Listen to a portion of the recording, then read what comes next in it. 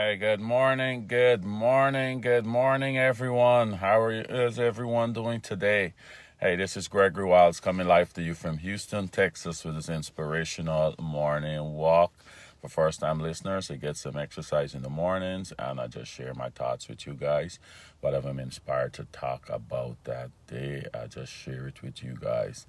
I'm sitting in the vehicle today, and I'm just because I gotta go through. When I got more than one page, I just sit so I can be comfortable, so I can be focused on what I need to do.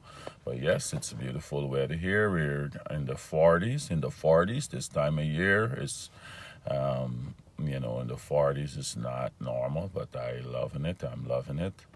I'm loving it and enjoying it. Renita, good morning. How are you? How are you doing today? How are you doing? Yeah, it's a beautiful day here. We're in the 40s today, which is nice. Not complaining at all. Yes, so guys, just remember to go on YouTube. If you miss anything, you can go on YouTube, subscribe while you're there. Have everything on there. Have everything on there. So I'm gonna jump right into it today. I don't want to be long. Don't want to be long. So last time we spoke, right? That was what today's Wednesday. On Monday, we talk about the battle. The battle is already won. If the battle is already won, why we still have to do all that we need to do? Good morning, Jillian. Good morning, Big Sis. Why we got to do all what we need to do? We went through why we have to do all what we need to do to maintain the battle, because the battle is done spiritually, but we have to do things here to maintain that victory physically, right? We still have to do something. So today, I just want to look at some other battles, but I can only focus on one at a time. Was trying to cramp everything in. Oh, you have higher temperature than us, Renita. You in the 50s and we in the 40s. That's not right. Anyhow, yes, it happens like that sometime. But by the end of the day, we'll end up way up in the 80s or something like that. We've got some big temperature shift this time of year. But anyhow, so I was trying to cramp all this into one, but then I decided I can just take some battles differently. To have some other battles where God tell some of these leaders the battle is his. They don't even have to do nothing. Once they do their part that he asked them to do, he is going to fight the battle for them. Mr. Charlotte Prince, how are you doing, man? How are you doing? Looking forward for your session on Friday, man. Looking forward for your session on Friday. Thank you, Charlotte. Yeah, so I can just take a battle at a time, and then we're going to go through it so I can really focus on it and we can get the revelation from it, right?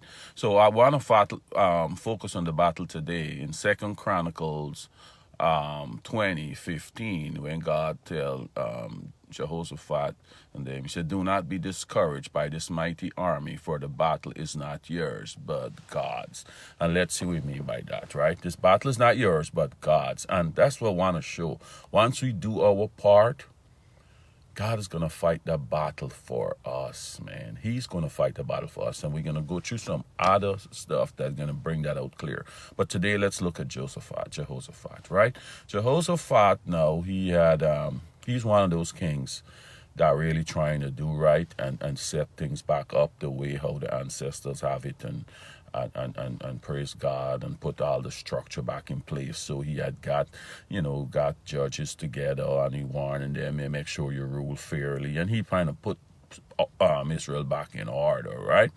And so the saying, I can pick it up from Second Chronicles 20. So after he was done doing all that organizing, things again, I can pick it up from 20. Say after he done doing all our appointing these judges and rulers and stuff like that. Say after this, the armies of the Moabites, the Ammonites, and some of the Meunites declare war on Jehoshaphat. So this is three nations coming up against him, right? Three nations coming up against him. Messengers came and told Jehoshaphat, "A vast army from Edom is marching against you from beyond the Dead Sea. They are already as Hazazon Tamar," right? They're already there. Jehoshaphat was terrified by this news and begged the Lord for guidance. He also ordered everyone in Judah to begin fasting. So people from all the tongues of Judah came to Jerusalem to seek the Lord. So these three nations coming up the tribe of Judah, right? Jehoshaphat, you see, we do. Why you see these principles? He went into fasting, right? He went into fasting. He get all of Judah to fast, right? He get them to fast. So then he went into prayer and everything, and I can't read all the prayers and all of that, but he went into fasting and praying, and he talking to God. I can go through a little piece of prayer. We're gonna jump to about 13 here now. And now see what the armies of Ammon, he's talking to God in part of his prayers. And now see what the armies of Ammon, Moab, and Mount Seir are doing. You would not let our ancestors invade those nations when Israel left Egypt, because these nations, God didn't let them invade. God didn't remember, and they had to try and go around them and all of that. So he's saying you didn't let our ancestors invade these nations. So they went around them and did not destroy them, right? So now see how they are, now see how they reward us. He's saying, man, you didn't let us destroy these nations, but now this is how they reward us. They want to come against us now, right?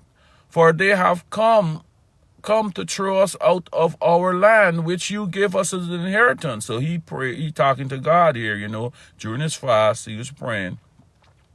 Oh, our God, won't you stop them? We are powerless against this mighty army that is about to attack us. So you see, crying out to God, we are powerless, God. We depending on you. We cannot do this on our own, right? And that's a mistake a lot of us make. We think we can do all this stuff on our own. So Jehoshaphat, this is principles here I want you guys to get. Don't just read this stuff as a story, right? He said, we are powerless against this mighty army that's about to attack us. We do not know what to do, but we are looking to you for help, right? And when you go to God like that, you humble yourself. God, I don't know what to do, but I'm depending on you. I'm depending on you. I don't know what to do in this situation I'm in right now, God. Whatever situation you're going through right now. Humble yourself. He fast as number one. He humble himself. And he telling God, I don't know what to do. These people are bigger, more powerful. This situation you got, the sickness, the whatever you got going on is bigger than you. You humble yourself and go to him. Say, I'm powerless. Say, we are powerless against this mighty army that's about to attack us. We do not know what to do, but we are looking to you for help. As all the men of Judah stood before the Lord with their little ones, wives and children, so everybody out there with the family, the Spirit of the Lord came upon one of the men standing there. His name was Jahaziel, son of Zechariah, son of Benaiah, son of Jael, son of Mattaniah, a Levite who was a descendant of Asaphat, right? So the word of the Lord came on this man. So he's one of the prophets. The Lord can speak through him. Here we tell him. He said, listen, all of you of Judah and Jerusalem. Listen, King Jehoshaphat. This is what the Lord says. Do not be afraid. Don't be discouraged by this mighty army, for the battle is not yours, but God. So God said, okay, Jehoshaphat, you humble yourself. You get all the people of Judah, and you coming to me. You let me know you're powerless. You need my help. So God said, I got it from here right now. He put the word in this man. So don't be afraid. The battle is not yours no more. This is my battle now. This is my battle. I can take care of this for you. I got it from here. You continue to fast and pray, and I got it. You're doing the right things. I got it. I'm going to take it over from here. So let's see how it'll play out. So tomorrow, march out against them. You will find them coming up through the ancient of Ziz at the end of the valley that opens into the wilderness of Jeruel. But you will not even need to fight. Man, these three nations coming up against you, and God telling you would not even need to fight. Take your positions, then stand still and watch the Lord victory. Man, I said, take your position and stand still and watch how the Lord gonna handle this stuff for you. He is with you, O people of Judah and Jerusalem. Do not be afraid or discouraged. Go out against them tomorrow, for the Lord is with you. Right? So let's go on and see. Say, early the next morning, the army of Judah went out in the wilderness of Tekoa. On the way, Jehoshaphat stood and said, Listen to me, all you people of Judah and Jerusalem. Believe in the Lord your God, and you will be able to stand for him. Believe in his prophets, and you will succeed. So he's still telling them, believe in God. And hear what he do. After counseling the people after consulting the people, the king appoints singers to walk ahead of the army, singing to the Lord and praising him for his holy splendor. Just imagine, he's so confident now, right, that he got people singing. You're going to fight a war with 3 big nations coming up against you. And instead of you got your guns and your shields and all of these tanks, you singing and praising. You singing and praising, and you're supposedly going to this battle with 3 bigger nations than you coming up with. You already confessed that you were no match for. But the confidence he has now, he appoint people to sing. And this is what they sang. They sang, Give thanks to the Lord, his faithful love endured forever. You're going to a battle with people, and then you singing. That's the confidence you got to have in your God, man. You're singing. He tell you he got this, right? So let's see how we take care of it. After that very moment, they began to sing and give praise. The Lord caused the armies of Ammon, Moab, and Mount Seir to start fighting among themselves. Just imagine your enemies coming up against you in the office. They're planning and plotting to get you fired and all of that. And then after they start fighting among themselves, right? The armies of Moab and Ammon turn against their allies from Mount Seir. So 2 of them come against the one. Moab and Ammon turned against the allies of Mount Seir and killed every one of them. So 2 of them gang up against the one. Instead of them coming to fight you, God caused this ambush among them, make them turn on themselves, right?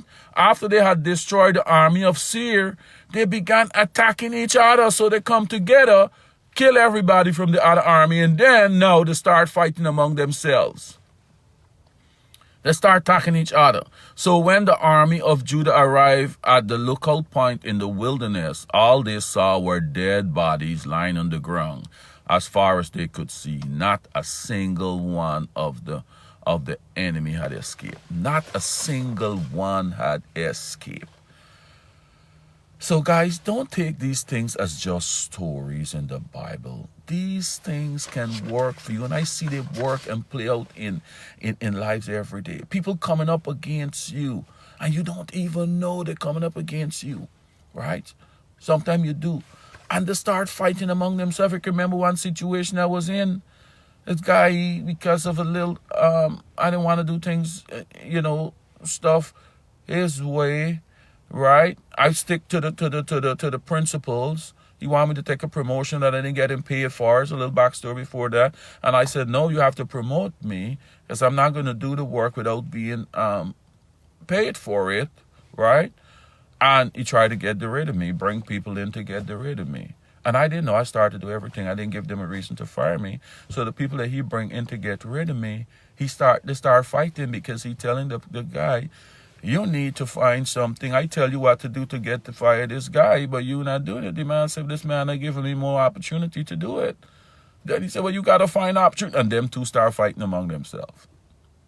They start fighting among themselves to get, and I still stand. So this is an example, man. So you see this stuff happening every day. So use these things as your prayer points when you're coming up against these things. Maintain the relationship, as we're saying, with God. So when these time come, you could use and say, God, you did this for Jehoshaphat in the day. You can do it for me.